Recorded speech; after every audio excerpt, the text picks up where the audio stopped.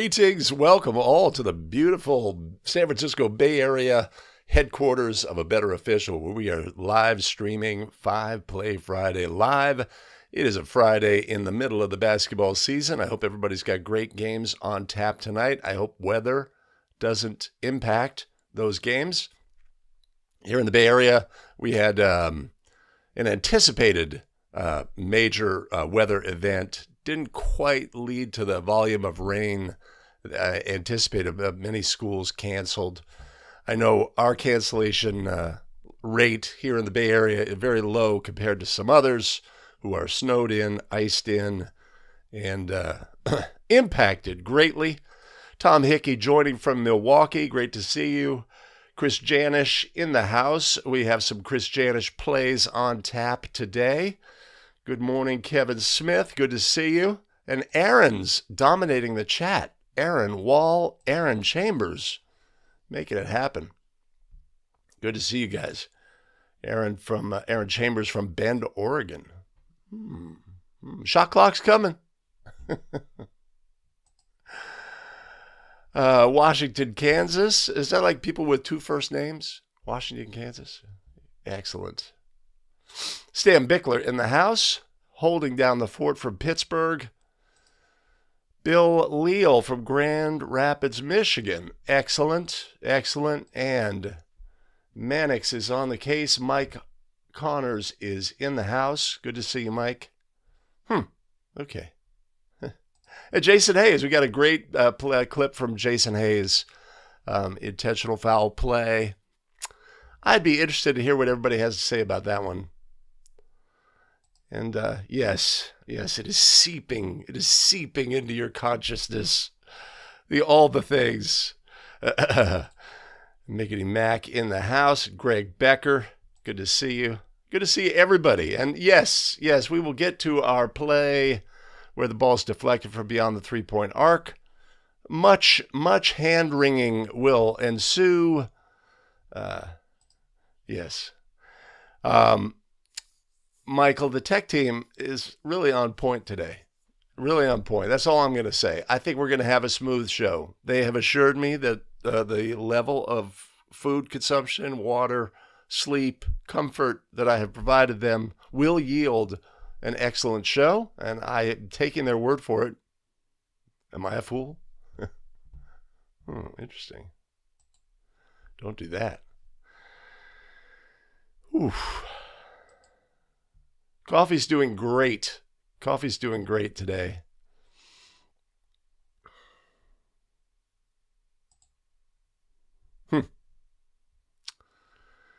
Excellent, excellent. Good to hear that. A little rules support never hurts. I guess the key thing, foreshadowing play number one. The key thing is that it's not a try, but it scored as 3 points, right?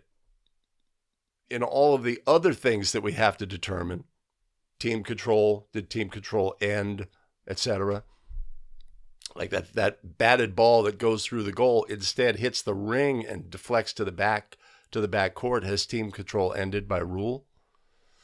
No. But if it hit the backboard, yeah.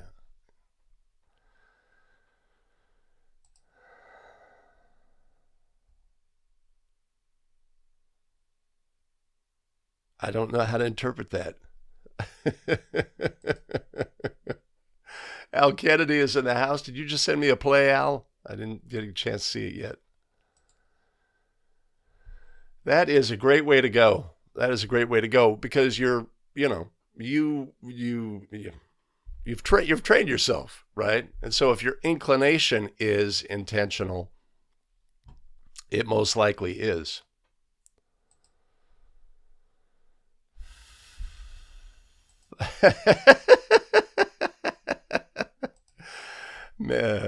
Billy Mack says IAABO isn't the NFHS, and Mike's the hand wringing indeed has begun. Oh, excellent. I look forward to seeing those, Al, but they did not make the cut today. The Zooch is in the house, making it happen. Missouri in effect. And Leitner jumping in. Good to see you. Okay. All right. So, guess I need to know where the heck I am. Plays, plays, plays. We love looking at plays, and we're going to look at 5 today. Let's go.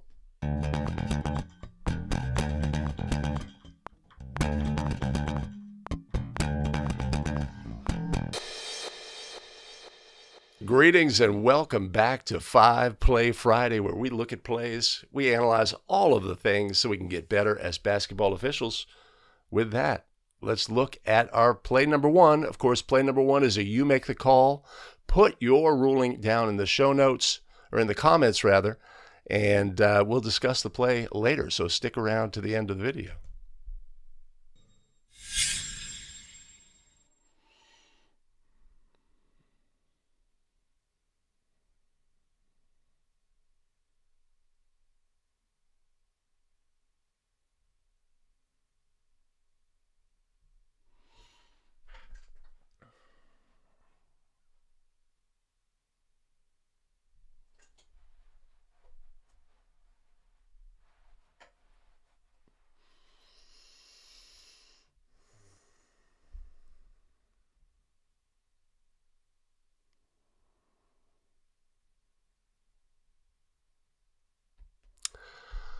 All right, a ball thrown from behind the three-point arc, deflected by a defender, goes in the goal. How many points are we going to score here? National Federation of High School Basketball rules. 2 points or 3 points? Put your ruling down in the comments below.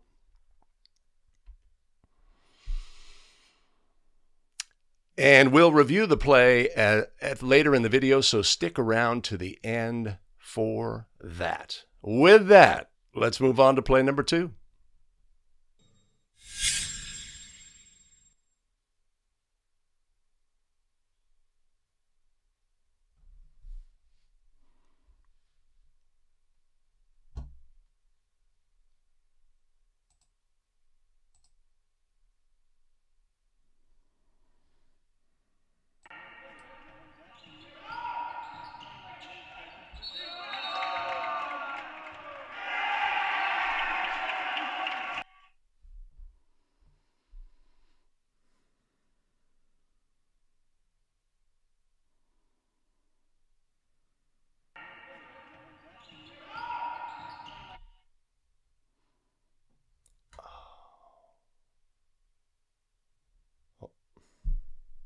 And I was assured by my tech team. I was assured.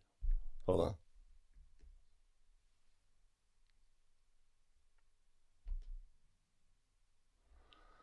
on. All right, let me do that over.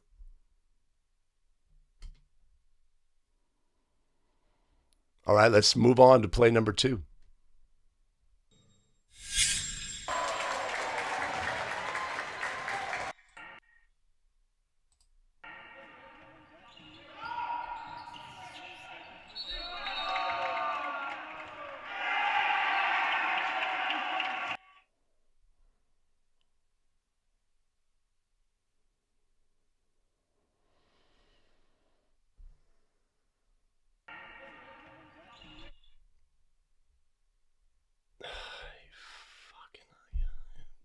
Remember to do that one thing.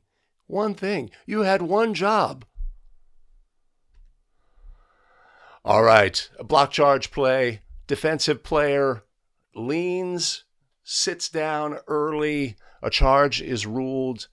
Just want to take a look at this play submitted by Jay Severson, and just sort of talk about all of the things and break it down about why this would not be a charge by rule. So let's do this.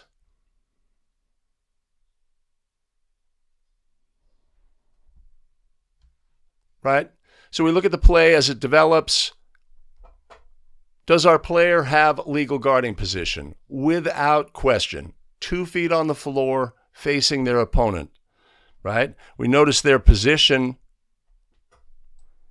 is vertical. Right? A little less than, straight, not straight up and down, but this is vertical by any context you want to look at it. But then the player sits down, right? We note their body position is like this. Anytime a player's body position is like this, that's a clue for us on a play like this. In order to have a charge, we have to have displacement with torso contact, right? In this instance, the player drops their body in such a fashion that their torso never comes into play. But what does come into play? The knee, right? The extended leg. There's contact by the defensive player on that. If that contact caused our defensive player to fall, that would definitely be a block in this instance. Right? So the player, the white player, right, ends up like on the floor. But what caused them to go to the floor? It was not the offensive player. What caused them to go to the floor was their own act of sitting down. So we don't have a charge in this instance. I think we end up with an upward gaze by the lead official, right? So, but when we look at these plays, block charge plays where the defender goes early, right? Does that mean we cannot have a charge, right? If their body starts to fall back a couple of degrees, and then there's torso contact that displaces the defender, then we still have a charge, right? The simple act of leaning the torso, softening their body, potentially flexing their knees slightly, does not end legal guarding position. But in this instance, our player does not get displaced by torso contact, right? So a no call would certainly be on the table here. And again, if that extended knee caused the defender to fall to the floor, I would have a block on this play every single time on that. So just an example of a block charge play and actions that we see by defenders, right? They can't move forward, so all they can do is firm up their body or soften their position, right? They're anticipating contact. Our offensive player here is much bigger than the defender, right? You can see reluctance to no, I'm going to stand in there and what have you. So the actions of the defender don't necessarily give up their legal guarding position here, but this is not a charge by rule. I would have a no call on this play.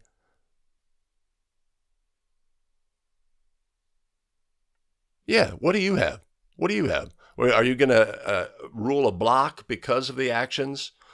Are you going to issue, is the player faking being fouled? I don't think they are. They're not faking being fouled. So the technical foul in National Federation of High School is not on the table here. They just sit down.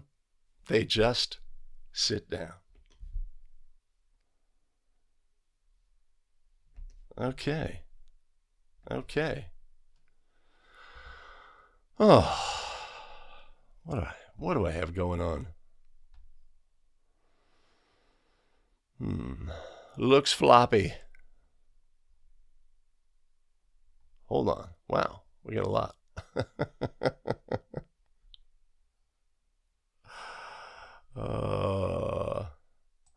Mike has a block.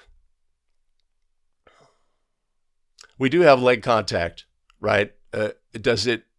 Yeah. I'm leaning no call with a block certainly on the table.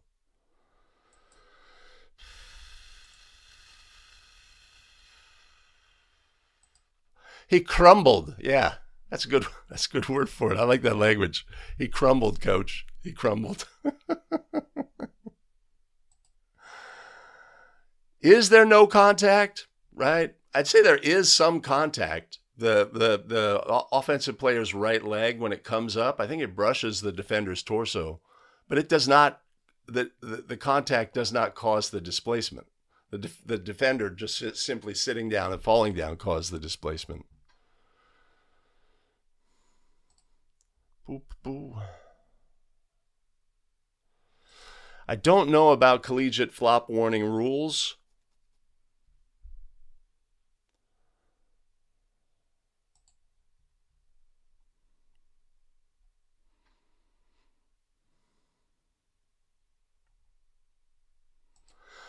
Right. So Greg it says, let's be proactive here and get this out of the game by ruling a block in this instance, and you certainly have that option here.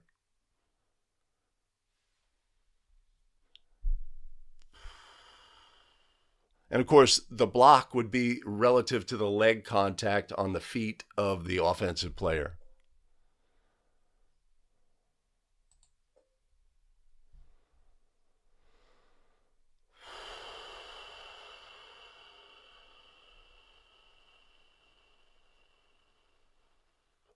Yeah, Randy, it looks like a scrimmage situation.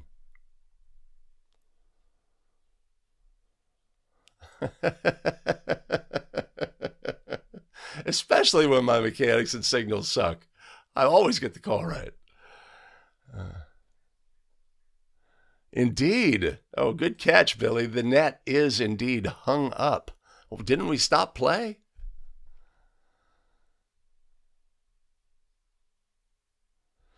Yeah, our lead's a little wide in this instance. But if we watch the head, I wonder if he gave up on the defender early.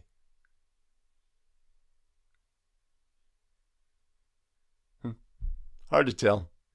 But I wanted to bring that play in just to show like I say, the shape of the defender when they sit down and why that exposes their legs to illegal contact on the shooter. And it also removes the fact that they've been displaced with torso contact by the offensive player. Warren Carl, good to see you, Warren.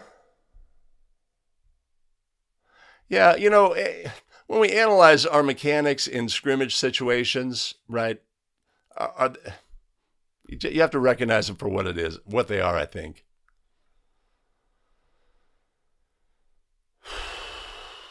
It is two-person. Cool. All right.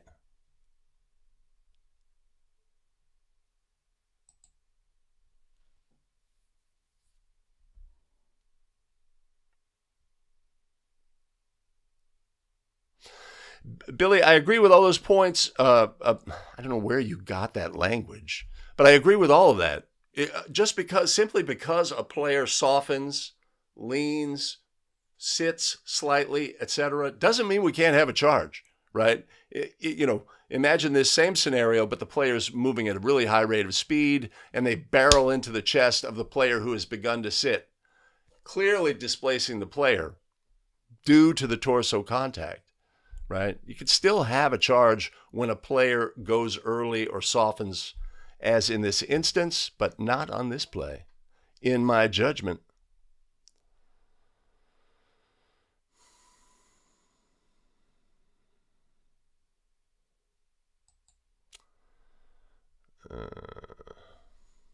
Cool.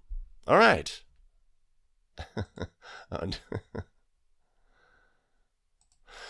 Agree, Al. Faking a foul, but a player sitting down, are they faking a foul?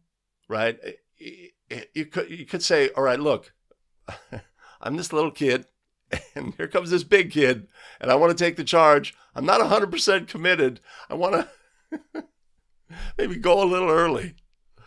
All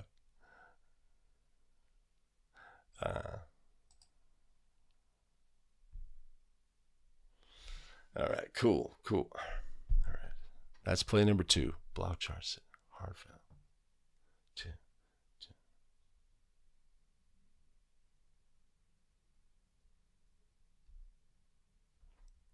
All right. I'm not following instructions. I was given very specific instructions. Hey, welcome to the show. Thanks for joining us today. My name's Greg Austin with A Better Official. We craft video to help basketball officials get better. One of the ways we do that is with 5 Play Friday, where we break down plays and look at all the things.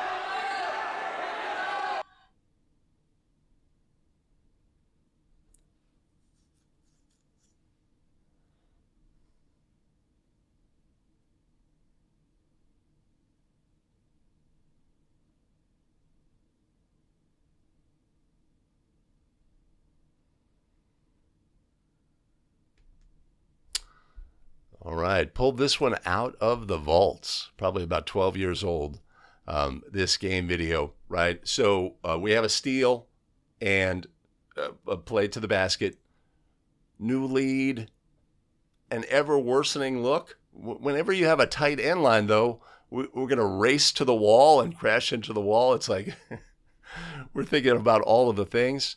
But in the end, obvious foul, obvious foul. The trail comes in with intentional as well on this play. Right? So at the spot of the foul, we're indicating intentional. To me, that's, okay, this is intentional and we'll potentially discuss to flagrant. If we have another play where it's simply, I have a raised fist, it's a foul, and we will discuss to intentional and can go out of there as well. But in this instance, obvious excessive contact on this play, and our crew would come together and we're going to discuss, I definitely have intentional. What did you have from your angle, right? The trail official is definitely going to have a different look at this play than the lead, right? If we look at the lead and their ability to see all of the things on the play, let's take a look at that.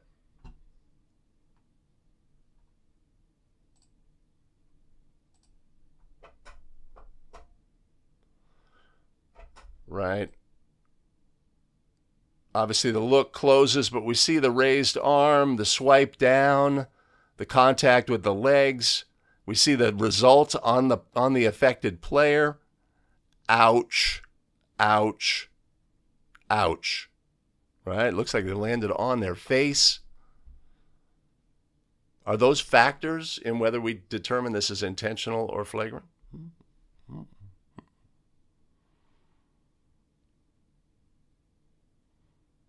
So intentional foul was the ruling, was not upgraded to flagrant on this play, but obvious intentional foul. We're going to come together as a crew in this situation and talk about, do we have to upgrade by flagrant? Was the action intended to harm? Was it violent or savage in nature, etc.? These would be the things as part of the conversation. But also, of course, we want to look at the habits and fundamentals. Right, so the ball is stolen. In this situation, many officials make a mistake of looking at the offensive player. You have to find the defender from behind because that's the only thing on this play that's going to be of any, present any issues for us. Once we have ruled the foul, we have to stay at the spot and make sure that white is coming into white and black is coming into black. There's no retaliatory action, right? So pretty well done on that play. Could have had more hustle as new lead to get a better look, but in the end, we know what we have on that one. I go there. What do we have?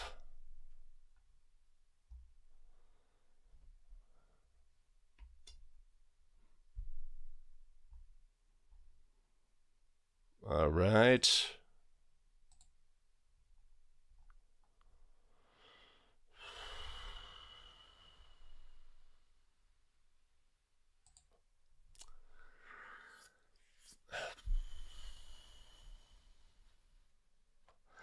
Jason, I don't know what NFHS how they would do that successfully. I mean, they can make it a point of emphasis.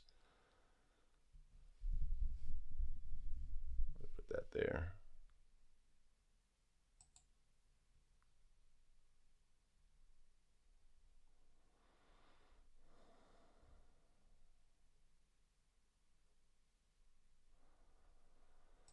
Oh, Tom is bringing the fact that the offensive player was airborne into the equation.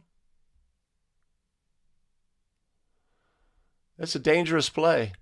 Dangerous play. It was dangerous to the kid who fouled. He could have easily landed on the other player's leg, and he'd been injured there as well.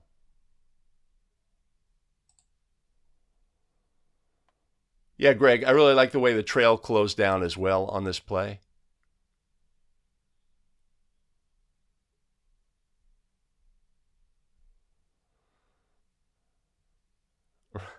right? And we could always use the universal rule is if the foul causes a person watching the game to go like that, oh my God, maybe it's an intentional foul.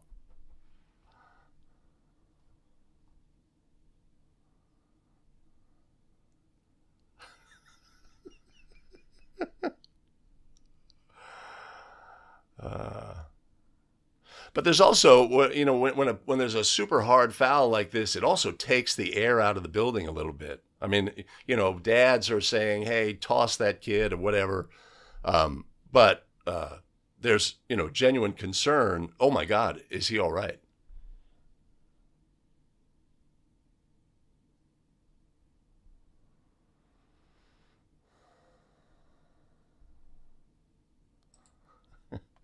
Yeah, the parent was given the he's got to go signal as well. Yeah, Randy. My point earlier was trying to be that there's kind of like two separate scenarios. One is that's a foul. Let's talk about upgrading. I think it's an upgrade, etc. But I'm not in a hurry to do it. And the other is, well, that's obviously intentional, and we're going to talk about upgrading to flagrant. So I'm not completely opposed to giving the intentional at the spot, even if there's multiple.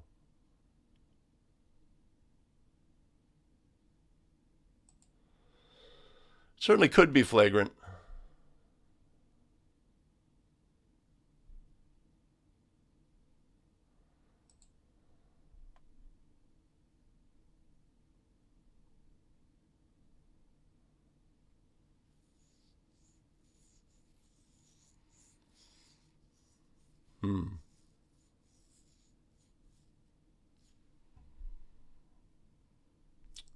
All right, Kevin, I hear you.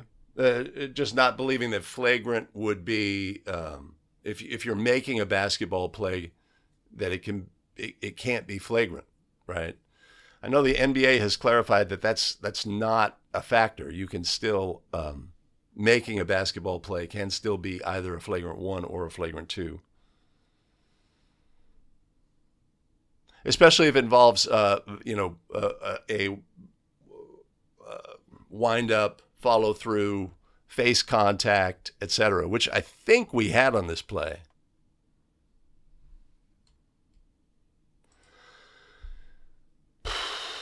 Michael, this was really early in my officiating career, shall we say. This might have been year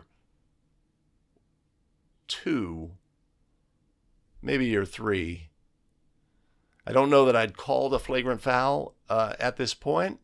So I was definitely and plus, in the end, we end up with not the best look. Could I tell you exactly what happened as lead on this play? No. If I piece it together with my partner comes in and said he wound up, followed through right across the face. That's flagrant. Boom. I'm there 100%.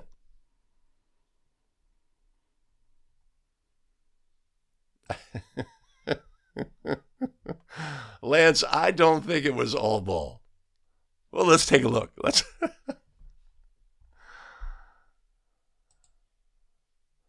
Yeah, I agree with you, Mike.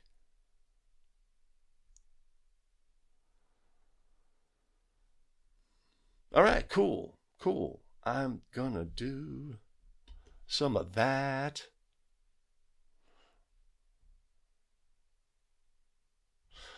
All right, we pulled that play out of the vaults. Let's take a look at play number 4, another intentional foul play.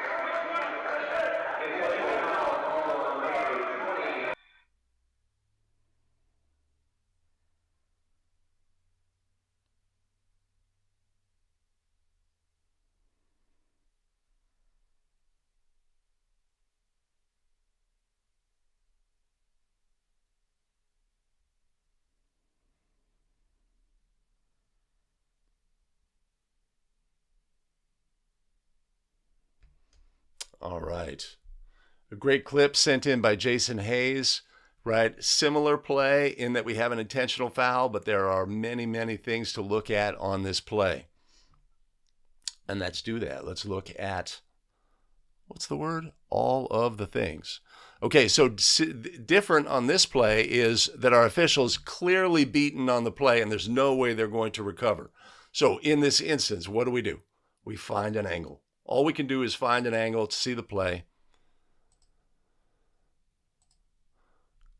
Clear contact, negating an opponent's obvious advantage. Excessive contact knocks the player to the floor, right? Certainly intentional becomes on the table. Calling official closes down, right? Excellent. Offended player on the floor is not happy.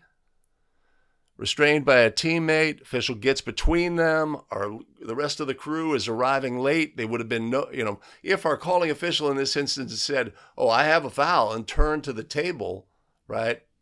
Who knows what happens here behind the end line. And now we've got a coach on the floor yelling at the officials what they need to have on this play. That's a big part of this clip to me. And I'd be interested to hear what your thoughts are. Put your comments below. In the comments, is this acceptable action by a coach? His player was fouled hard. Is this acceptable for the coach to come onto the court and berate the officials and instruct the officials what they need to do?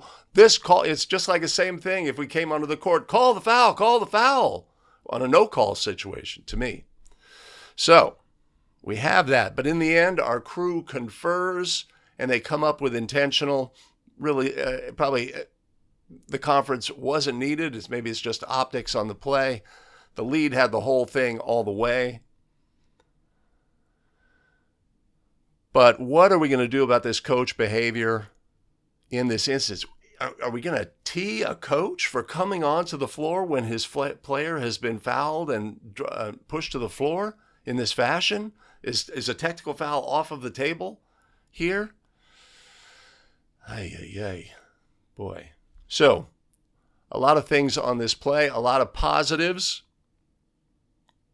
but the coach was not dealt with. The behavior. There is a behavior presented by the coach on this play, and that is not addressed in any fashion, right? And you could say, well, we were going to discuss the play, so we didn't have time to address the coach. But to me, this is unacceptable behavior. And at minimum, direct and clear communication. Coach, back in your box. We got this. We're going to sort this out, right? Tempers are high, energy's high, etc. But this is not acceptable behavior and has to be addressed, in my mind. So, call correct, intentional foul on this play, 2 free throws to the offended player or their eligible substitute, and the ball to orange on the end line for the resulting throw-in. Okay, hold on.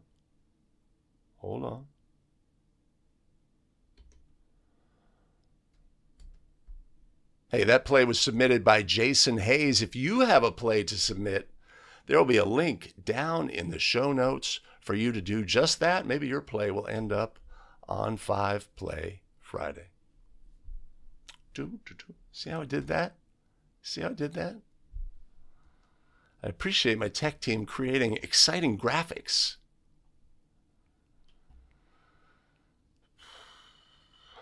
Oh, and of course, the other thing we have, one of our favorite parts of the play, which you don't always get. You see it in NBA games, but we don't always get the mop guy potentially being a part of the play.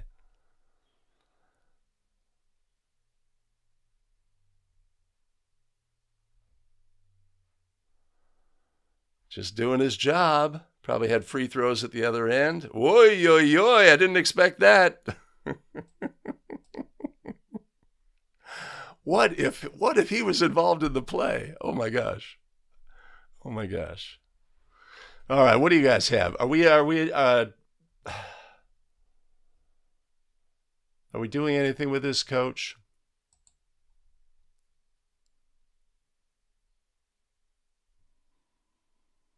Yeah, I really appreciate the teammate wrapping up his teammate and preventing any escalation on the play.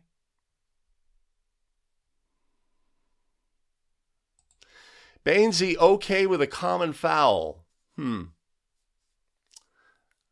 Was this a play on the ball? Did this foul negate an opponent's obvious advantage? Was it excessive contact? Those would all seem to be present for me.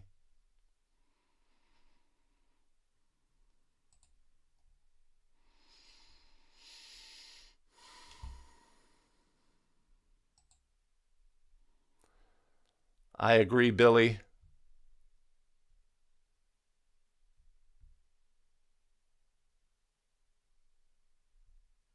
Randy, are you talking about the mop guy?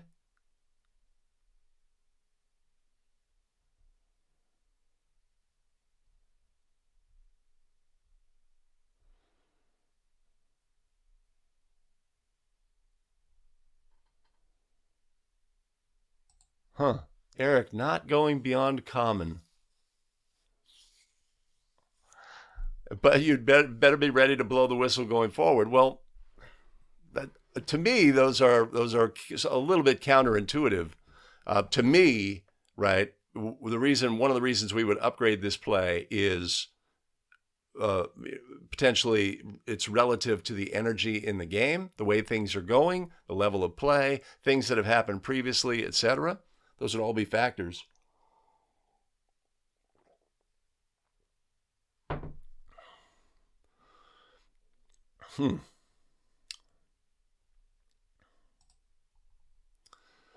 Billy's got all that rules book language.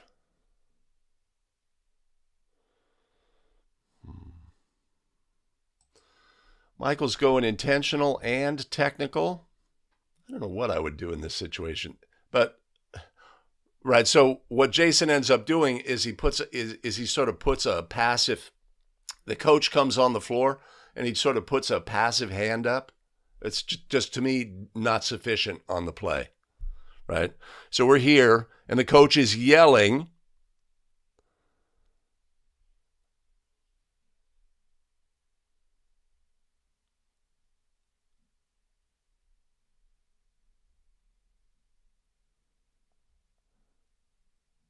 And all of his comments are directed to the official on the play. This is how you need to do your job, right? Vocally, coming at the official, etc. I don't know. To me, it's just not acceptable. But anyway, we end up with a passive hand. We'll get it. We'll talk about it or whatever, right? To me, not sufficient on this play. Todd, I agree. It's just not acceptable behavior, right? We're not having that tonight. I can understand you are you think that this call should be upgraded. That's fantastic, right? But that does not give you license to do this.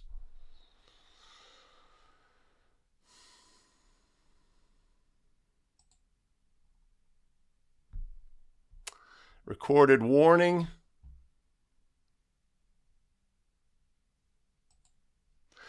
Yeah, that's the question, Mike. That's the question. You see situations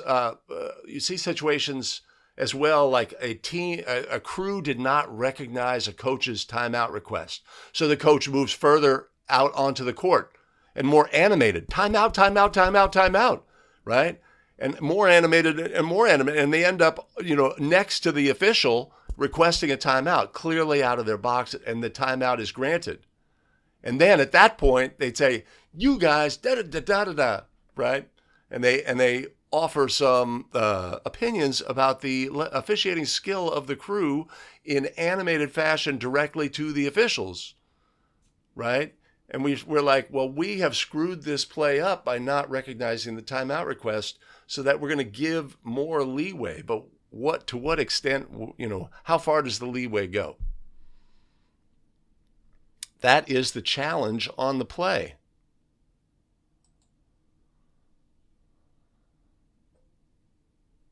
Yeah, the other thing is, of course, the trail did not address the coach. The trail is in the obvious position to facilitate that, although the lead could have been If it was Todd, he was not going to put up a passive hand and say, we'll talk about it, right? Or something like that. That's sort of the energy given, right? You are back in your box right now, coach, right now, right? Or something like that. We will talk about the play, etc., right? Or something.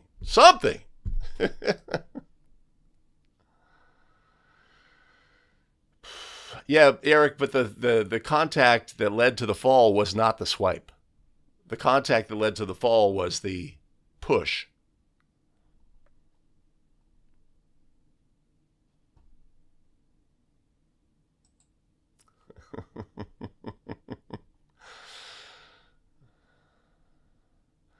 I did not make the call, Billy, as an official on the court. I just said we would give the ball to Orange.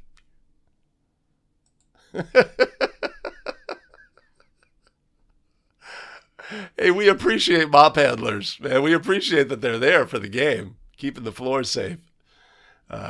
He was a little surprised by this.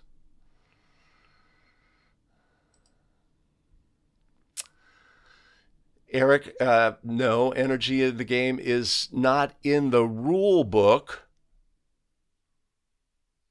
Yeah, that is not a play for the ball. I'm not having it.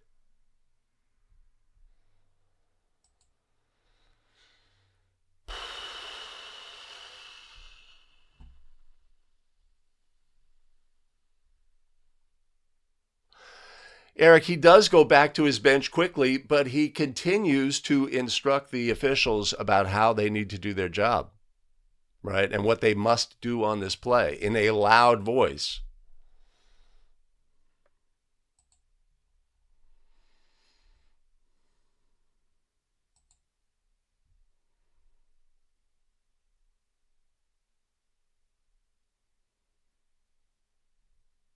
Yeah.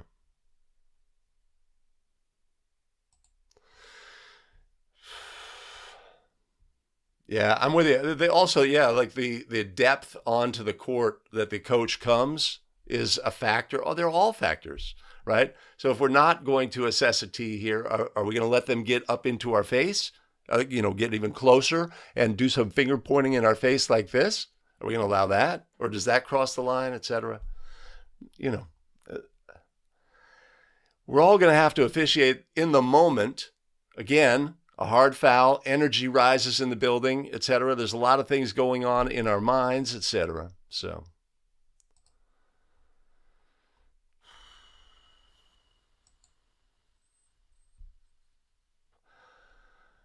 I agree with that as well. Is your assigner is not going to say, "Oh, couldn't you have talked him off the ledge," etc. It's just simply, look, here's the behavior. What is the behavior? Let's break it down into really simple terms. Out onto the court, yelling, directing comments at the official in an animated fashion, instructing the official about what they need to do on this play. Right? That's the behavior. Are we going to accept that in any other situation? Right? Again, there's a no call. A coach thinks his player was fouled on a play to the basket. The officials are moving down the court, and the coach comes on the court and he says, "You have to call a foul on that. You have to call." Then it's easy, right? The ameliorating part, the tempering part here is like, well, his player got fouled hard, right? And so that sort of gives him some license. But if we evaluate just simply the behavior itself, in and of itself, right, clearly rises to the level of technical foul, then we're going to temper that somewhat and make our judgment about the play. Cool.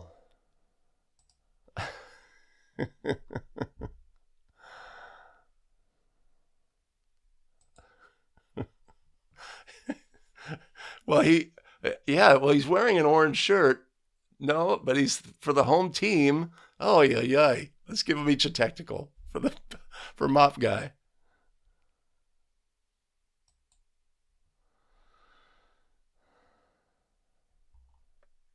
I think the common practice for officials is to use one syllable colors. I don't believe it is prescribed in any fashion by rule or in the official's manual.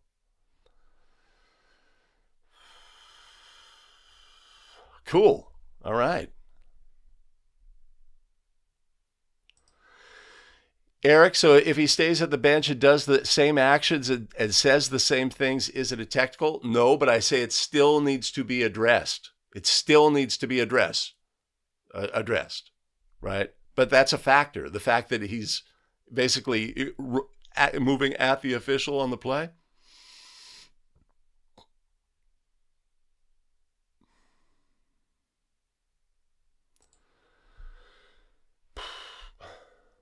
Hey, something's missing.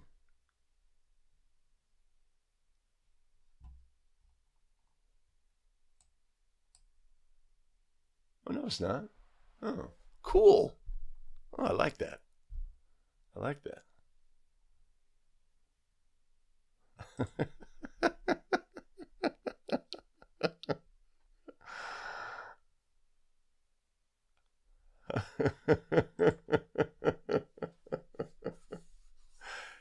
It's orange.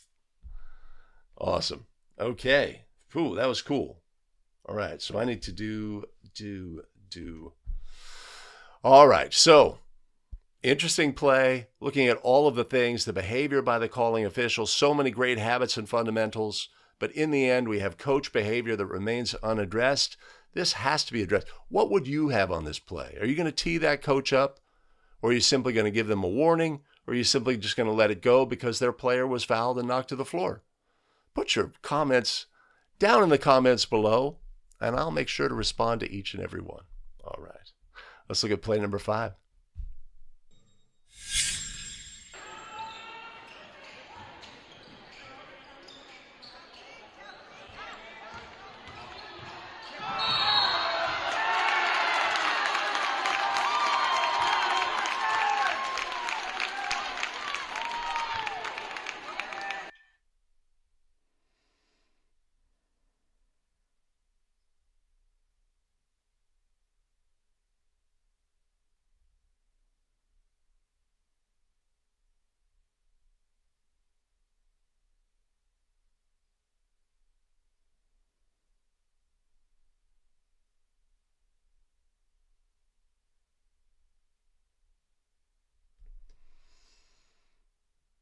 All right, simple block charge play, but a great play to look at just crew mechanics. Who's looking at what? What are the habits and fundamentals on the play? What can we learn from it for our own game and get better as basketball officials? All right, so simple block charge play, 3-person mechanics, right? In the end, this is the secondary defender belongs to the lead. This is the lead's call. How did we end up with a double whistle on the play? These are the things we need to look at.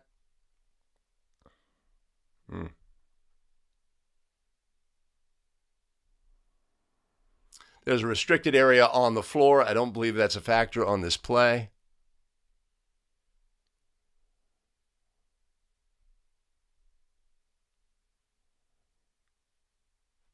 Okay, cool. So let's look at all of the things, right? So we have a double whistle. The lead takes it. What do we know about leads is they tend to go quick, right? Habitually, the play's coming at them, etc. Maybe surprised by a double whistle on this play. But from here, right, we've got action. And we note that our center official seems to be ball watching. That's the impression one gives, right? When the ball goes from, let's go back. Right? Center on this play should be aware of this matchup here.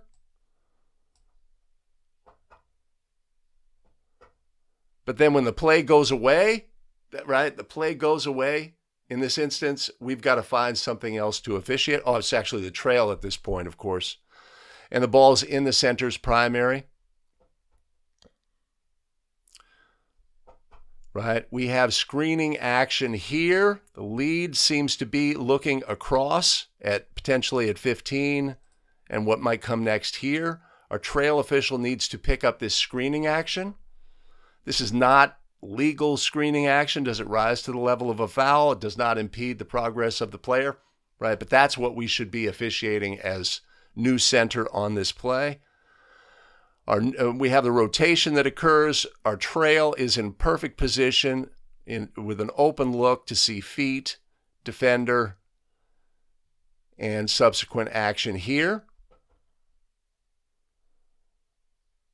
Right? We see the body language of our center official really wants to see this play, right? Yeah.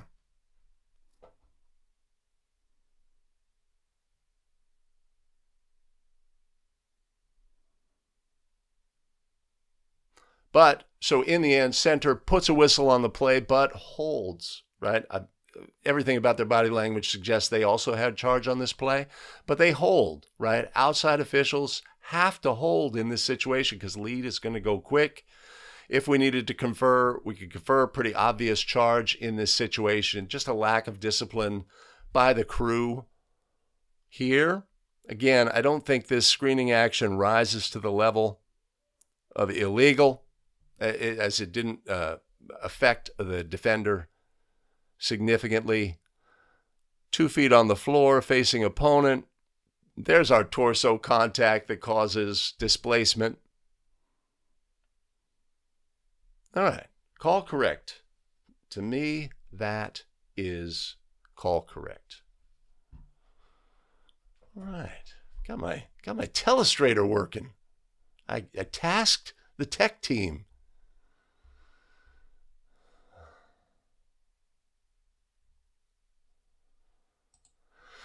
Warren has an illegal screen. It's definitely illegal action. That's for sure. But I think it was unofficiated, right? Because we've our lead has moved on. Our new center is ball watching.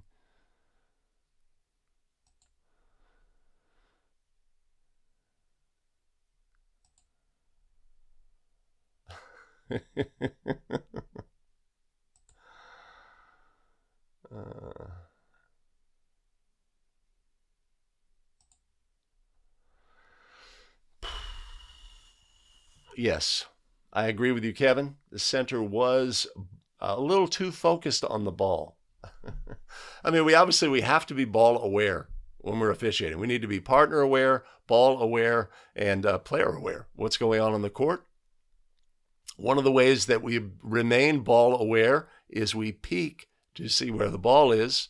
But if we habitually hold on to view of where the ball is too long, we are doing the game a disservice.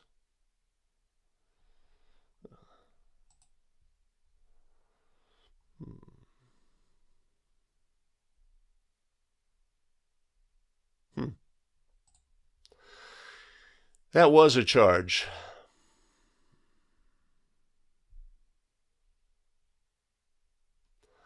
Well, that's tragic. Yeah. Well, I think Kevin, each official has a default. When it's 50-50 or we're uncertain, do we go block or do we go charge? I think every official is one or the other, right? It's just there. When in doubt, go one.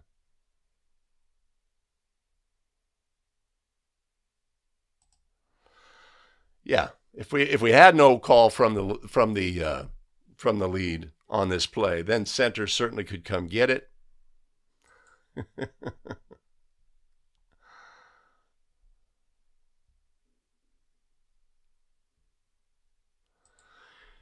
Greg. Okay. Yeah. Oh, I like the rotation. I like the rotation itself. So when we rotate, of course, what are we looking at?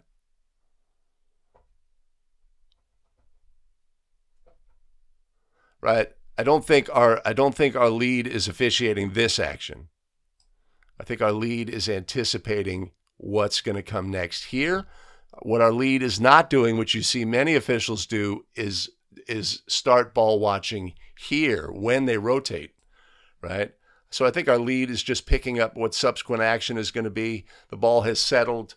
right? Remember, it came from here and then went to here. So it's clearly settled. It's clearly a key to rotate here. We'd want to remain officiating the players in our primary, but we do have backside help here.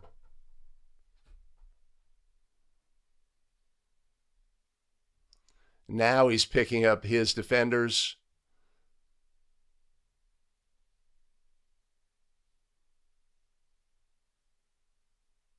Yeah, no hold from the lead. And, you know, as human beings, you can expect most leads are not going to hold here, right? They see play, call play.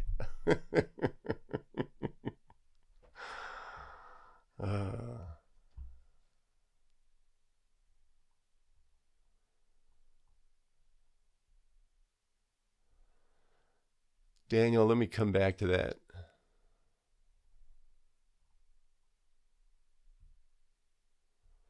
Okay, everybody thinks should have called the screening foul. Okay.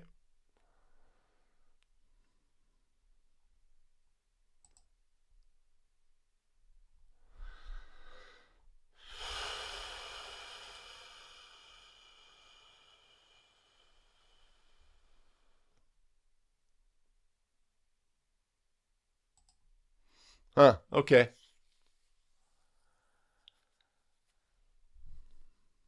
You know, some officials just habitually, when the ball settles, strong side, you know, they just want to balance the crew.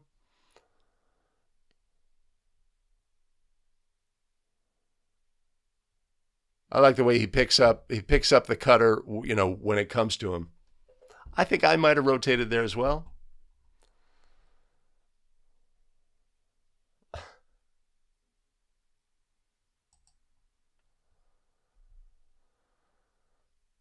Okay, so Mike's with me, not putting a whistle on the screening action. Oh.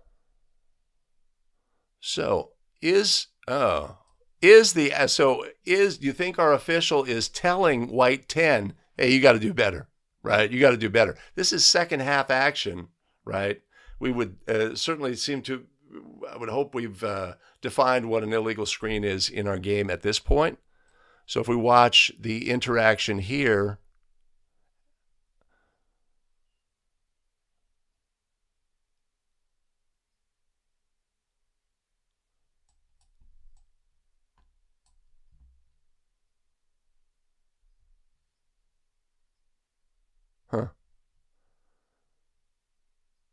Huh. You think maybe he was leaning in to tell white 10 something?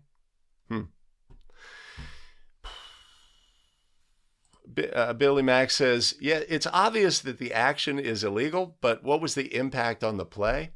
I don't know. I mean, the player was not impeded and it had no impact on the play. So you could say, well, no, illegal activity. Was the result of that illegal contact? No, was the result of the contact incidental in the end?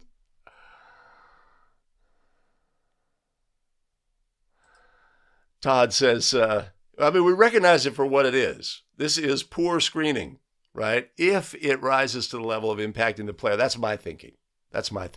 I'm not anxious to find, now early in the game, right? We are trying to clarify what freedom of movement. We're going to have a call potentially on freedom of movement play where a cutter is impeded and the team's running a timing-based offense, etc. Because we want to communicate that in this game tonight, we will not have, freedom of movement impeded by illegal contact. So, but once the game's going, you've made your bed, you may have to lay in it. All right. So maybe 50-50 on the screening and whether it needed a whistle. But it's a great play. And of course, it also emphasizes the fact that when we analyze our game video, there's dozens of things we can look at, habits and fundamentals, and talk about things. And that's why it's so valuable to analyze your own game video, and we strongly encourage officials to do it at each and every opportunity. It's the fastest way an official can improve, by analyzing their game video, breaking down plays either on their own or with a mentor, and it leads to rapid improvement. All right, back at the start of the episode, we had play number 1, highly contested in the ruling. What do we have, a 3 or a 2? Let's look at play number 1.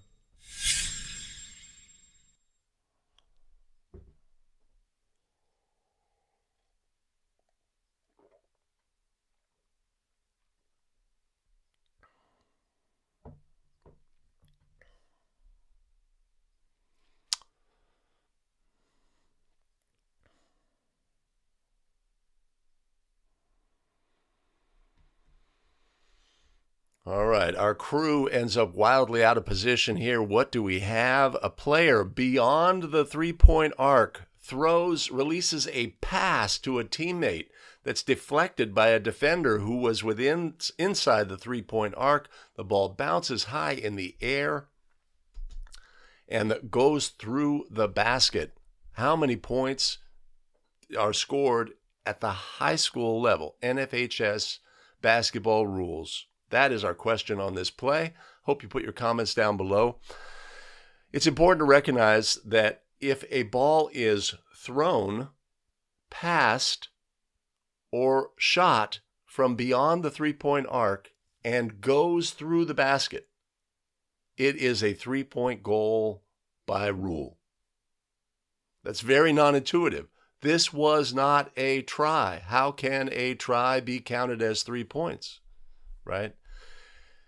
National Federation of High School made it very clear that any ball thrown, passed, or shot from beyond the three-point arc that goes through the basket is to be counted as a 3-point goal. We have case play 5.2.1 situation C that outlines that. We have interpretations from the past, which you will not find in the rules book, that emphasize that fact as well.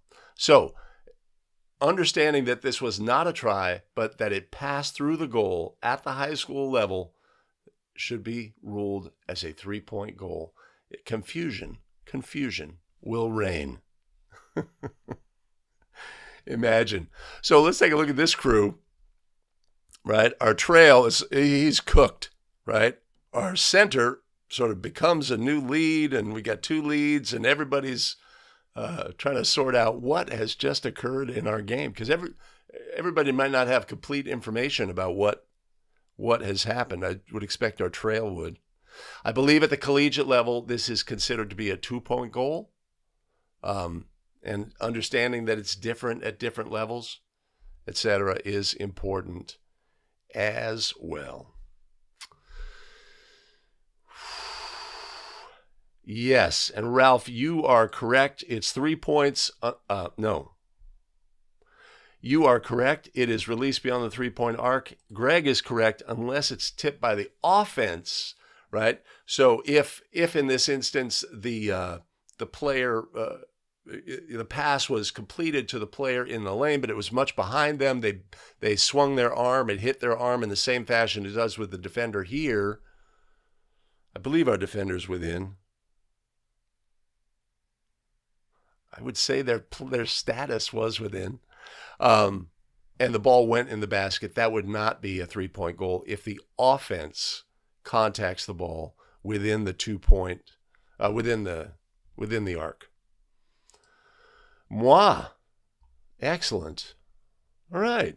Well, where's the disagreement?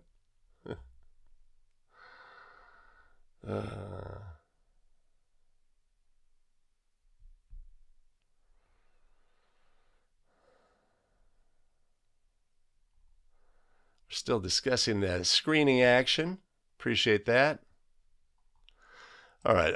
Aaron has a 3. Greg has a 3.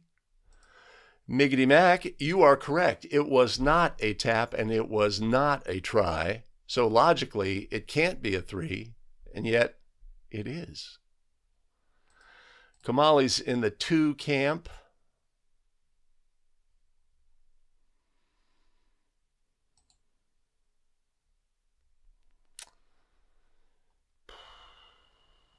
Yeah, we've discussed in some 5-Play Fridays some wild scenarios. Like let's say a teammate is attempting a cross-court pass. They're beyond the 3-point arc, and they throw it off a teammate's head.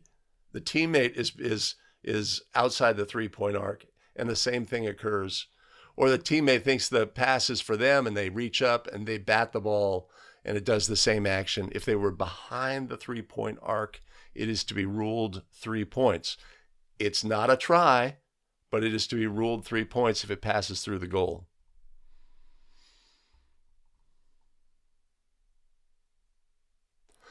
I believe they did get it right,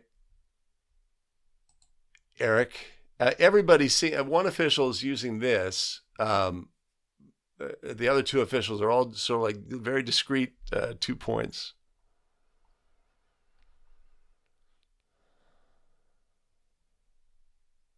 Todd, that's on you. 2 or a 3? No, 2 points.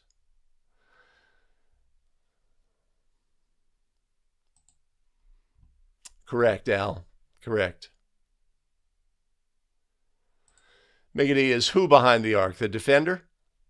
I would say the defender is within the arc by rule. Wow, how can you make that judgment, ref? Come on. Let's take a look. Where is our defender? Just not that it's a factor on this play, but where is our defender? Left foot outside. Right foot inside. Right. Oh. That's really close. I don't know. I can't tell.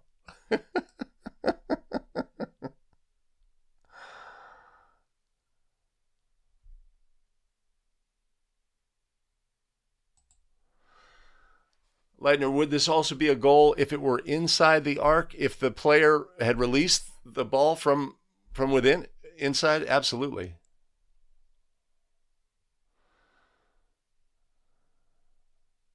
I think what happens is our defender has a foot within, but jumps off both simultaneously. What is their status? Well, if they were an offensive player, they'd be inside by rule. Ooh. Nice, nice.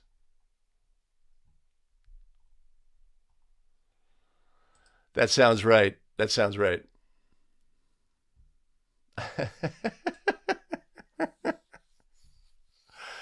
That is nice trolling, Lance. Dandelion, that's excellent.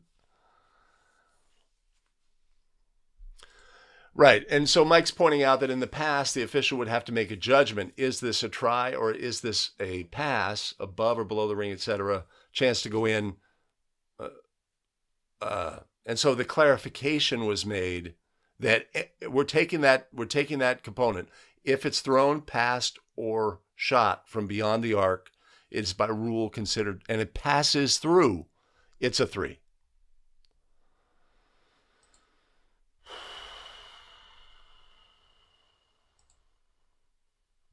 All right, so let's say, all right, so Chris brings up the point. All right, let's say we scored this as a 2-point goal, and then we go down to the other end. Till what point would they become a correctable error? So, like, let's say I'm the lead on this play, and I emphatically say, "Hey, that's a 2, to the table," and we're going back down to the other end. We're going back down to the other end, and one of my partners is like, wait a minute. I saw this 5-Play Friday, and he said any ball thrown beyond is a 3, and hold on, right? And blows a whistle and stops play. Is it correctable?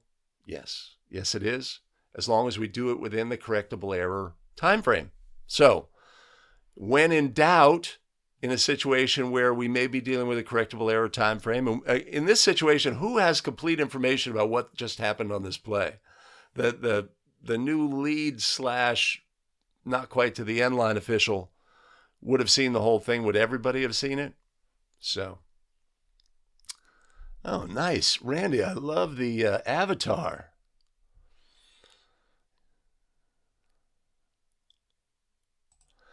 Correctable error. Awesome.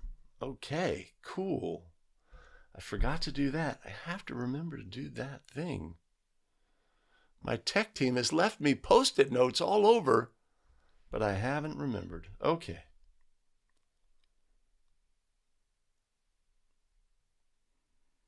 I don't even know what that button would do.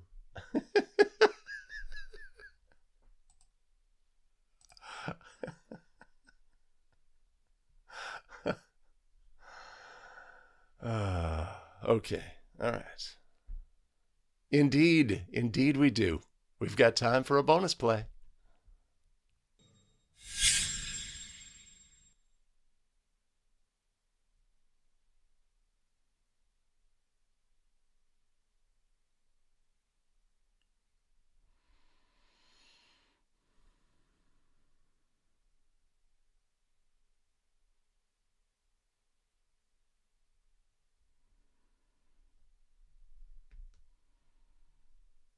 All right. On first viewing, it's like, I'm not sure what just happened here, right? Ball is passed from the backcourt, hits a teammate, contacts a teammate. Do they have front court status? The ball then bounces into the backcourt where it is retrieved by that same team. Is this a backcourt violation? Certainly not something you're going to see every day, but clearly, in real time, it comes at you quick. But our player here does not yet have front court status when the ball contacts them. Let's do this. But contacts the front court immediately thereafter.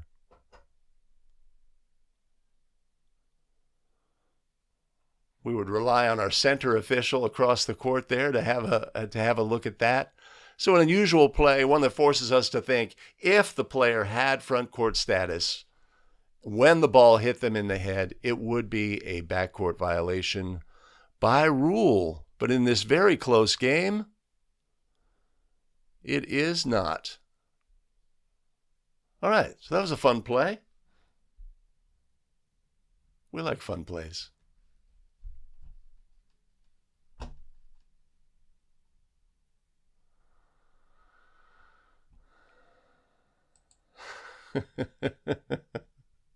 I knew that avatar would get a response from Billy Mack.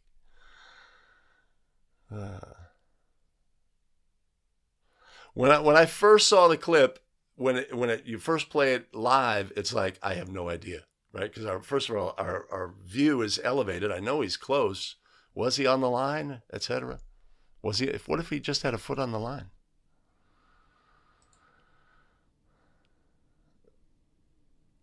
Rick, you have two statements there. One of them is absolutely correct, and one of them is not correct by rule. He does not have front court status, but if he had 1 foot in the front court, that would not, yeah. In order to have front court status, a single foot, one in the front court and nothing in the back court, would establish that.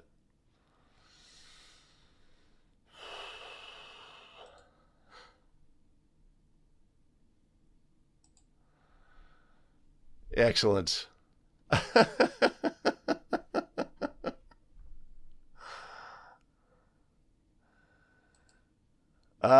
Yeah. All right. So I will tell you, there's next week on 5 Play Friday, I'm going to break down the end of game sequence that occurred at a tournament in the Chicago area. Anyway, there's so much stuff packed into the final minutes of that, and one of them is an erroneous backcourt call in a situation where you have to recognize the court you're on. This one's pretty straightforward. The white lines are very subtle, and the black lines are very obvious to my eye, but there are a lot of lines, and sometimes that's a factor in our processing. Correct. Correct. All right. Fantastic. Well, it's been another bonus play. We can't do 2 bonus plays, can we? Let's do one.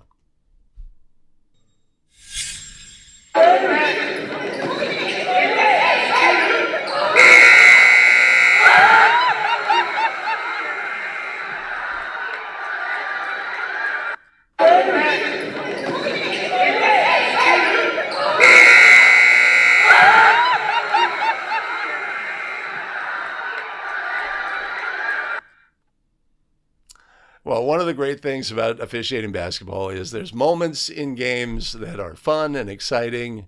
Game winner, ridiculous, heave from behind the head. Who, I ask you, who doesn't like a last second buzzer beater? Who, I ask you, who? I'll tell you who.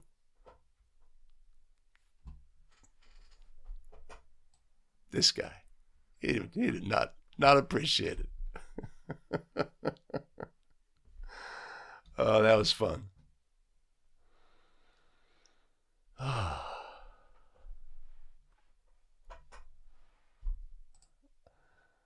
Yeah, it's fun to score goals, last second shots. Well, you officiate kids at this level, you're going to see something each and every time you take the court that you haven't seen before. Oh, Daniel, we are just getting started. I will tell you that. That's like the content of the show that's going to be edited, but I do have additional plays for live stream viewers. Let me check the clock on the wall. We're way ahead of the game. Cool. All right. Let's look at another bonus play for live stream viewers only.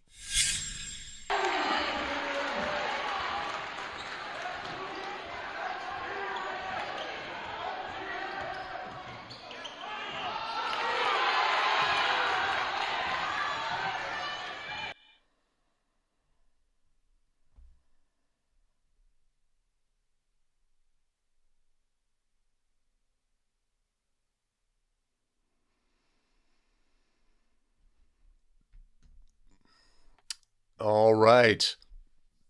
Another play from that game that Chris Janish provided.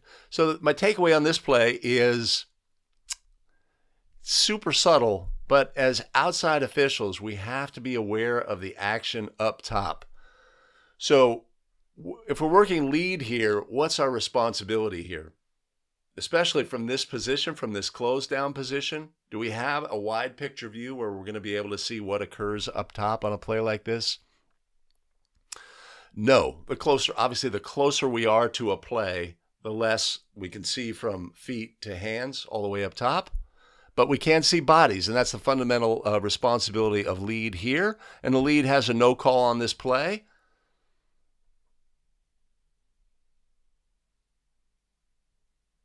Right? I do not see White get into the path of the offensive player.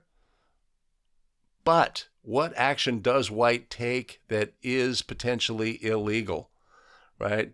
These little snake bite actions up top where a player brings a hand down, and we're going to have to get that from the outside, right? So if we're an outside official on this play, we have to be able to see that hand. The hand is going to be, what we can contribute on a play like this. The judgment about whether there's a blocking foul or impeding the progress of the shooter is going to belong to the lead. But if we watch the defender's right hand, it's straight up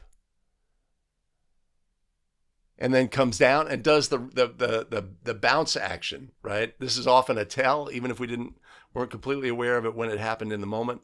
The reflexive, I'm taking it off, right? So I think we have a hit on that play. Not a lot else going on there for me. I'm fine with the no call by the lead on the body contact. What do you guys have? I don't know. To me, we're playing on. Mike's got a defender moving into. I do not see that. I do not see that.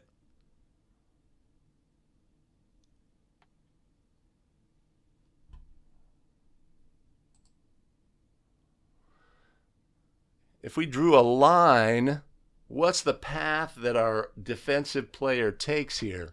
To me, it's... Wait a minute. My mouse ran out of room. It's essentially a line like this. If he was going to move in, it would be in this direction. I do not see that.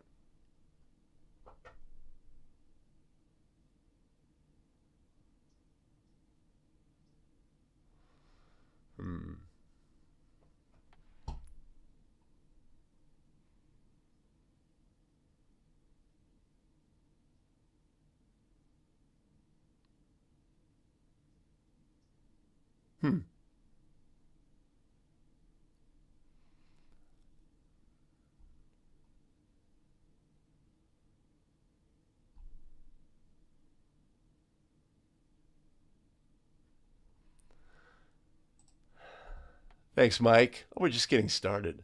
I got a few more plays. Warren has a foul on this play. Our defender's certainly yielding on the play as well.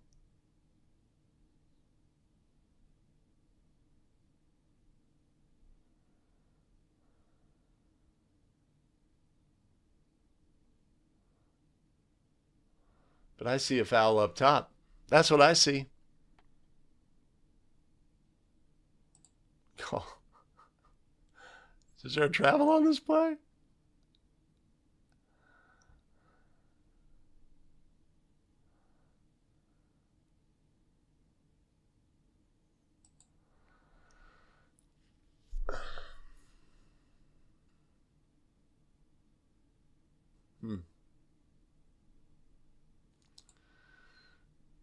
Yeah.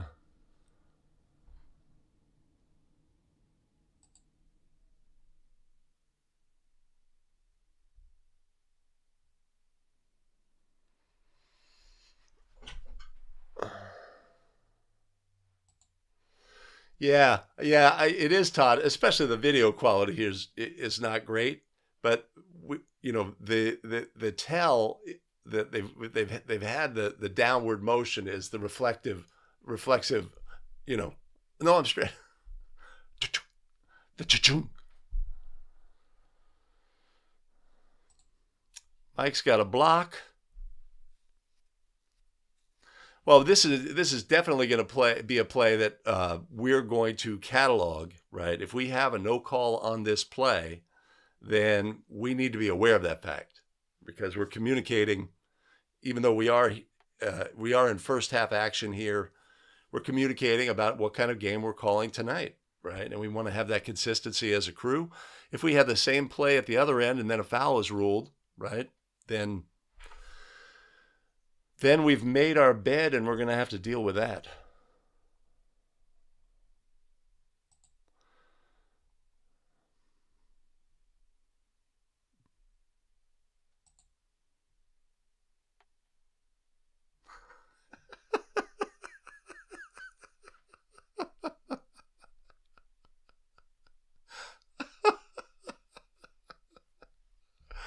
Love it.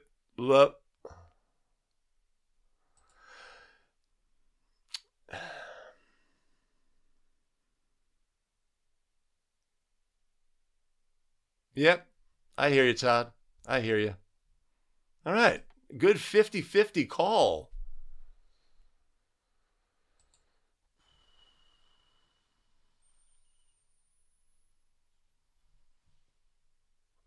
David's asking about the hand on the ball handler.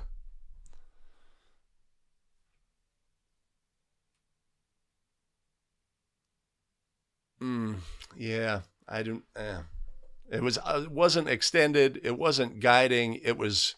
I mean, players are going to find each other with their hands in space, right? They're going to reach out. The hot stove touch is like, where are you, right? How can I measure? And you'll see shot blockers often will put a hand out on a player who's going vertical just to measure themselves, right? So I do not see the hand as being a factor on this play. It wasn't guiding. It wasn't affecting rhythm, speed, balance, quickness. It was more a measure up.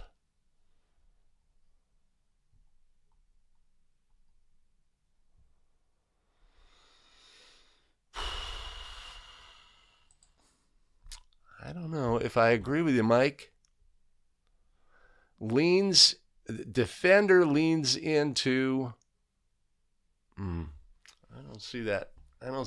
I see affirming, like he got to the spot in a moment. I don't know. But if you call that down here, you better well call down the other end. That's all I know.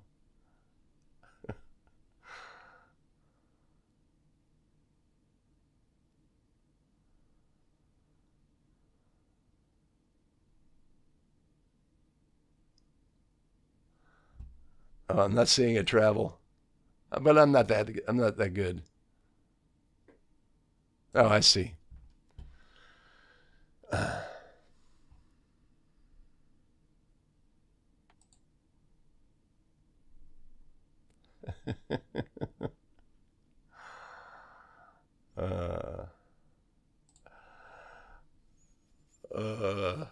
Mike's going with a foul. Okay, fair enough.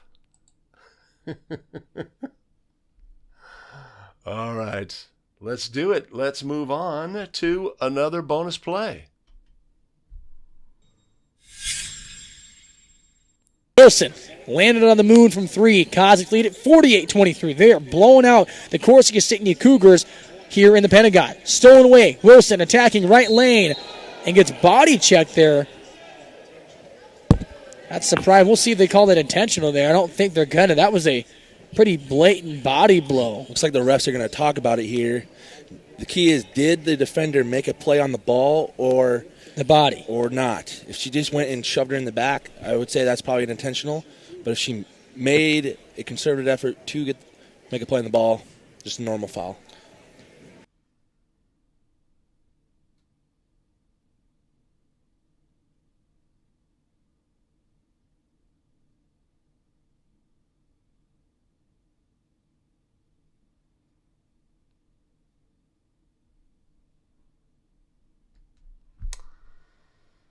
All right, what do we have on this one? Come on now. That was pretty obvious. This is not a play on the ball, right? So one of the things we hear from the announcers is this game is lopsided. I can't really tell from looking at the scoreboard. The video qualities, it looks like it's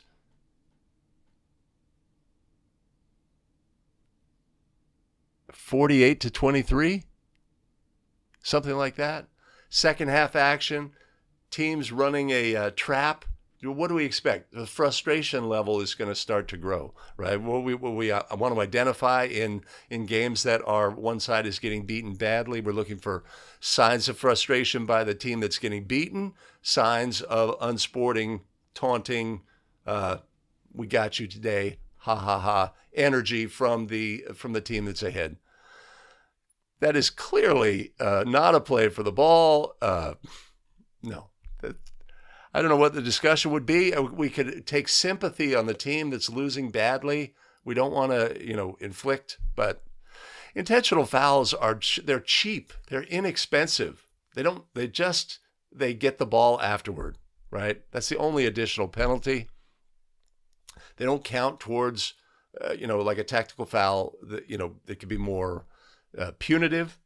So that one seems a pretty obvious intentional to me on that one.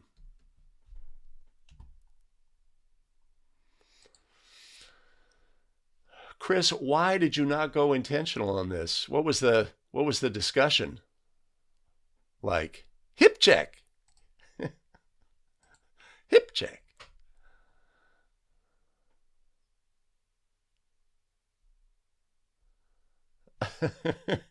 Last week, Billy, we talked about how the big floors and the big environment can make the floor seem even bigger. What do we have? We have 5 3-point lines on this court. No, only 4.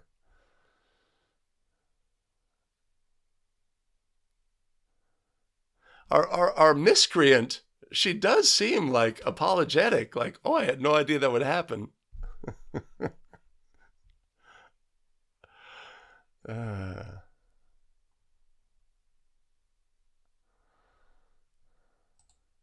Yeah, we do have the third official come in.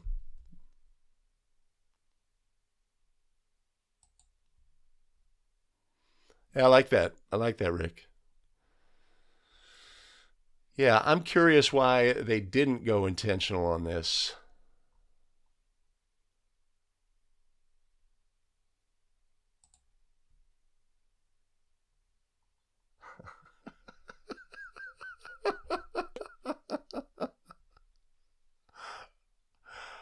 Oh, that's a great story.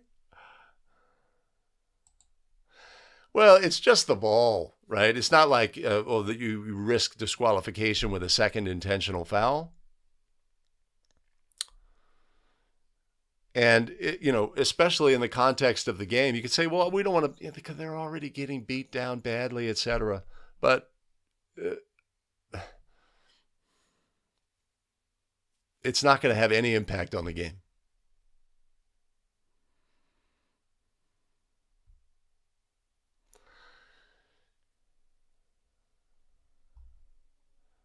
So, Chris, why don't you fill me in on why you didn't go intentional on this one?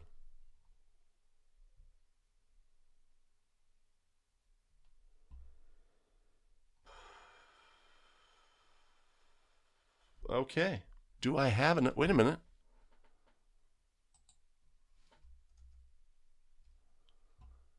Do I?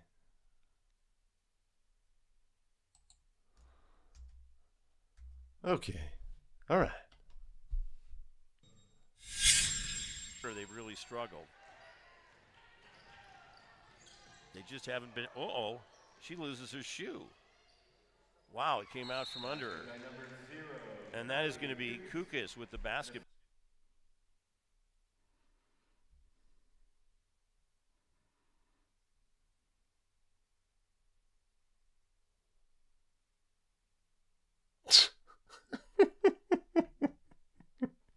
Oh, no, I go there.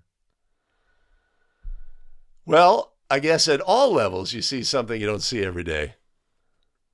I'd be concerned for her safety, right? It's reminiscent of Steph Curry, especially a female player. Steph Curry strained ligaments in Houston in a playoff game many moons ago on slipping on a wet spot.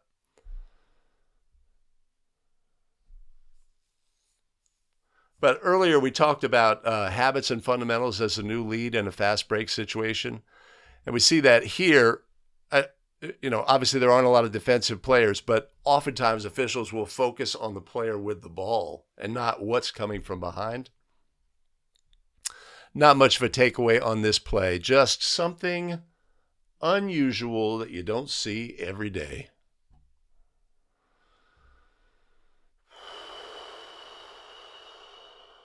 Oh, nice. The Pentagon. Is that the one with the big ass clock on the wall, the analog clock? I did, Jacob. You can't send me. I have to curate the plays. I see all this editing, this elite editing that's being done. See that? Zoom in. Yeah, I did get your play. It was a good one.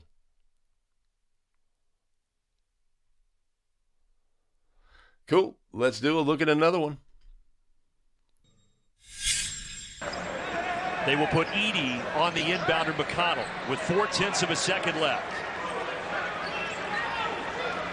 Again, no timeouts for either side. Oh, McConnell just shuffled his feet. Oh, wow. Purdue's going to get the ball.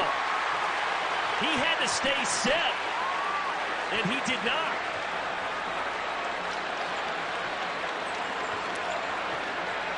When a basket is made and you're inbounding underneath, you can move side to side. The 3 feet kind of area. And I think that's what they're discussing right now. It's not necessarily.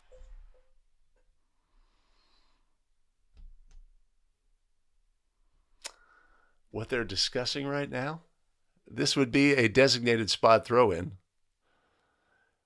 One thing that's interesting about the play is the administering official is really focused on the defender, right, which is important here, but doesn't really clearly identify the spot. I think it's almost assumed, or the designation is made early.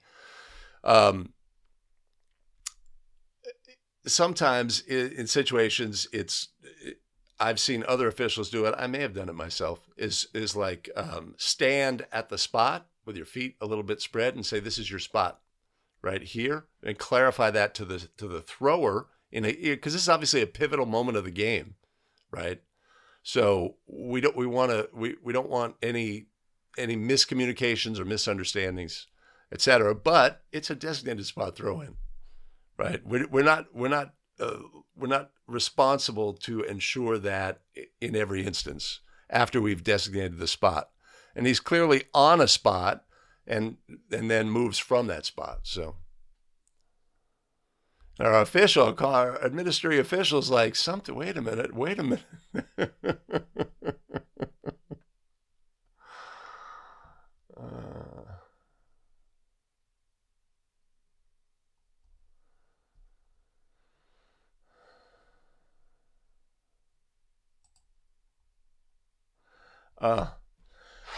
I know for many, the results of collegiate basketball games is a very important part of your lives. For me, not so much. I don't have time to watch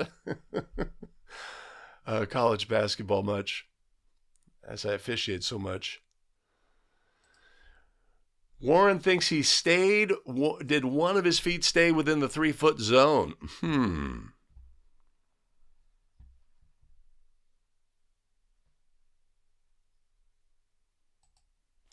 Well, let's say our 3-foot would be here to here. That's pretty liberal.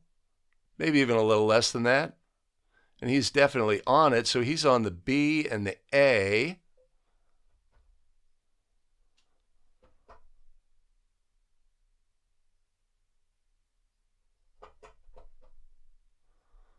I think our player has definitely moved outside of the designated spot.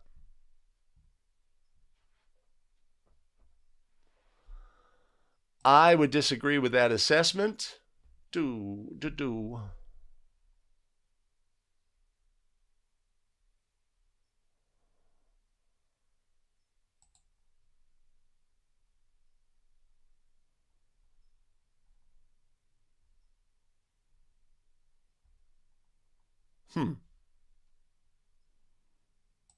Hey, Hot Rod, we are working in distances. So is my telestrator analysis inaccurate? Assuming that our designated spot is the area that the player is inhabiting, it would be approximately this. I mean, this is like a 7-foot dude, and he's got his feet apart. That's going to be about the distance from here to here. And so 1 foot has to remain. That would be the edge. Not even close. Not even close.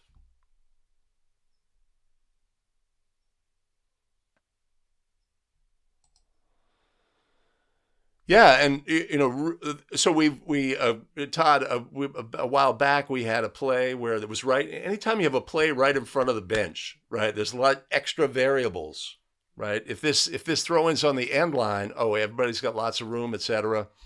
The thrower has room to move back. We have to be extra cautious here, make sure our defender is moved back. Absolutely, 100%. Not criticizing that in any way, shape, or form.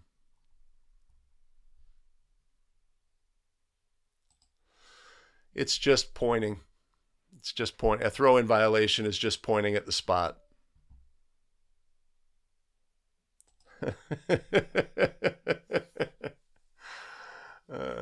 But Billy, I've seen some officials, and like I say, I've done it myself. If it's a key moment of the game, we want to define for the player, this is your spot, right? And so we could point to the floor, you stand in front of them and say, this is your spot here, right?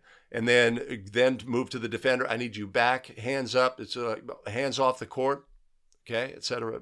Just the administration of the stuff leading up to when we actually put the ball at disposal.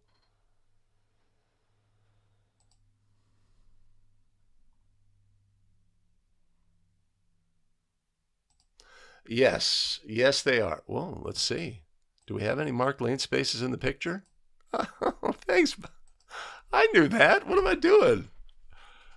Okay. Here we go. So, I think my estimate was pretty good. That is 3 feet right there. If we do that here, that is 3 feet. If they ruled a violation, it was call correct.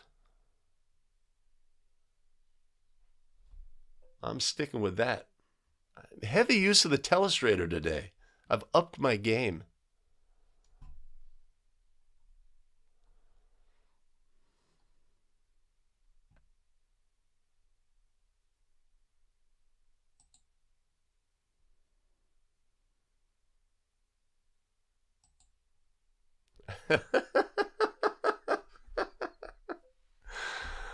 Yes, they are, Eric. I think the Rutgers player was saying, but he's really tall and I had to move back to throw it over him. Right, so 6 feet on the basketball court is here to here. The semicircle is 6 feet. Each marked lane space is 3 feet. The center restraining circle is 6 foot in 6 foot radius, 12-foot diameter. All right. Cool. Math.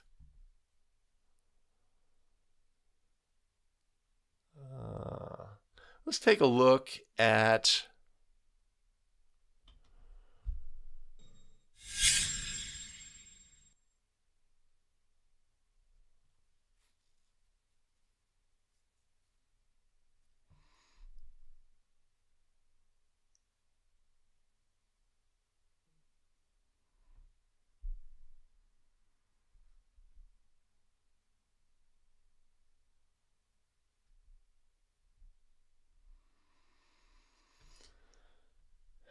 NFHS network video, right? So we have an obvious free throw violation. The trail steps in, makes the ruling.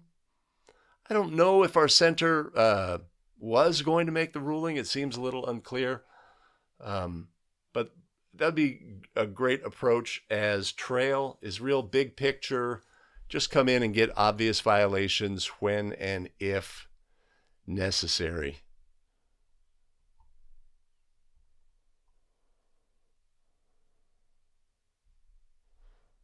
Not much to that play. Chris says his approach in key moments, use the voice more, spot throw in, keep your spot. I'm gonna bounce you the ball, stay there. Don't have timeouts, don't call one. Nice.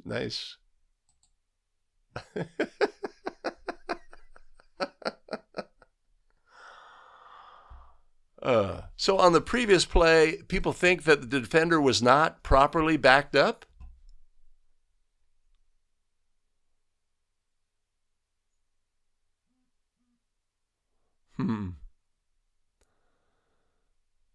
Interesting, because he was kept at he was backed up at a distance from the thrower. I thought he wasn't backed up a distance from the sideline, but does he have to be backed up a distance from the sideline?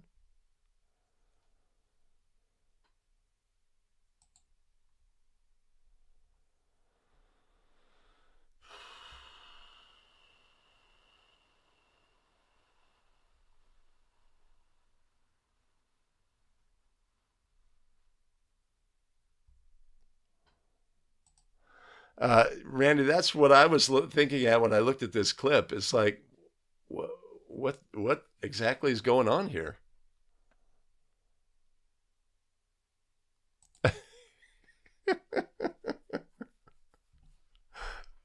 Fight for your call.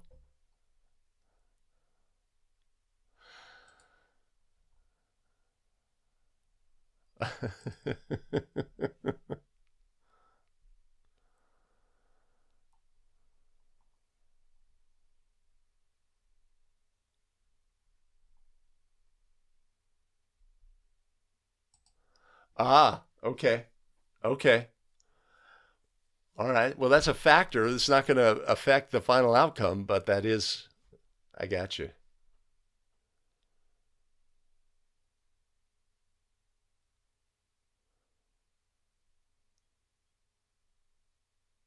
He's a big man, that guy. He's a big man.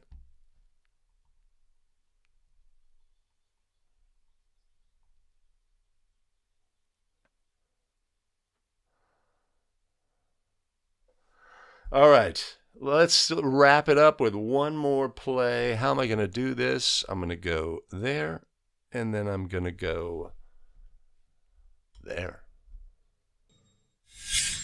Yeah, any mercy on her defender. Kazakhs lead at 10-7.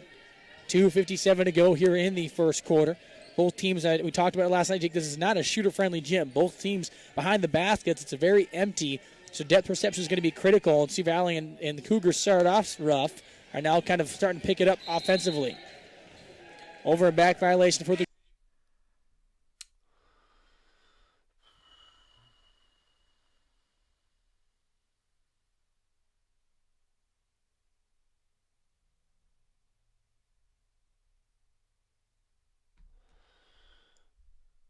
All right. Tough angle on this play. I guess the key takeaway here is we have to recognize the fact that there's been a change of possession. White has gained control. Black must reestablish team control through player control. Do we do that on this play? That's hard to determine for me. Let's see. Right, and it's going to come down to the video's not great, but the batting of the ball in an effort to control the ball. Like that bat of the ball is not a dribble.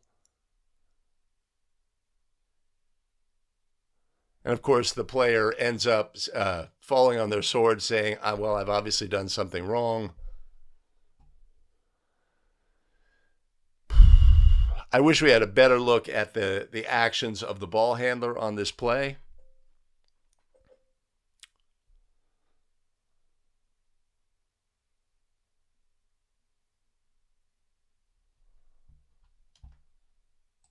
We could fight for purity. So this batting of the ball is not...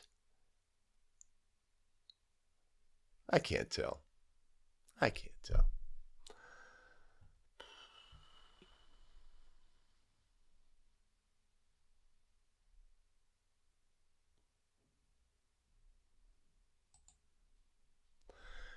And what was the call?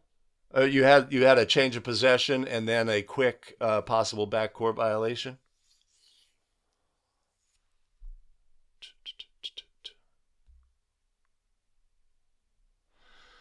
That's the question, Mike. I wish the video was better because, but the key takeaway is we have to recognize that a change of possession has occurred. It's possible that she began a dribble and then dribbled in the backcourt. There's a little missing moment right there, right? Bat. I don't think she bats it a second time. And if that's the case, what was the player's status when she dribbles the ball here?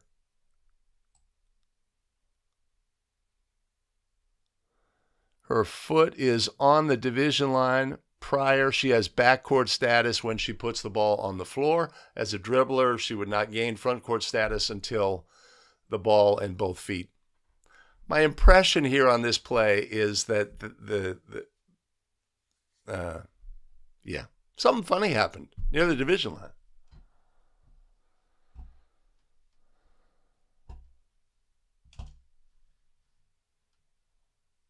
Where's my thing?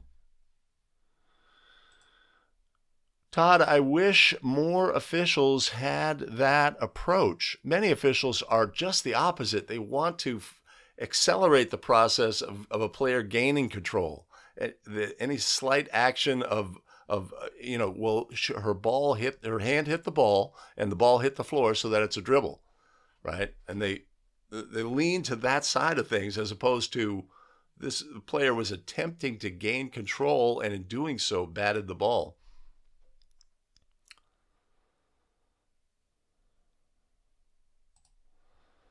That is my assessment.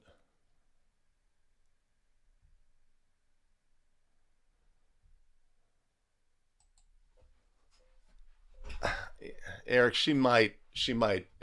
We don't have definitive. Did you see that? Did you see that play where Draymond Green passed the ball to Klay Thompson, and it looks like the ball is not there because there's an instant where they're like, yeah, crazy. All right. Well, guess what? I'm out of plays. Oh, what does that mean? Wait.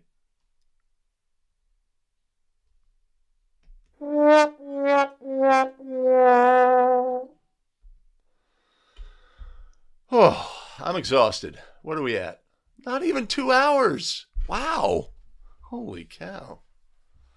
I'm out of shape. All right, gents. And have we had any women in the chat? Not that I've noticed. Thank you, Billy. I've got a game tonight nearby, a collegiate game nearby. I've got a collegiate game on Saturday. Yeah. Let's go out and keep it safe and fair. We are expecting, who knows?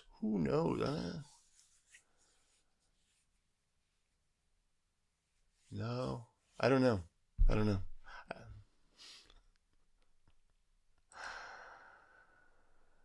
All right, Aaron, you do the same. Hope everybody has great games over the weekend, and we'll do it again next week. What am I doing? I'm looking for... Oh, that was interesting. I'm just going to go here. Boom, boom. Yeah, I'm tired. I'm going to wrap it up. Great chat today. Really appreciate everybody jumping in. Appreciate you, Chris. I still want to know why you didn't go intentional on that play, why you didn't talk your partner into intentional. Yeah. We are done. I know when I'm done, and I'm done. Awesome. All right, everybody. Have a great one. We'll see you next time. Yeah. Have a good one.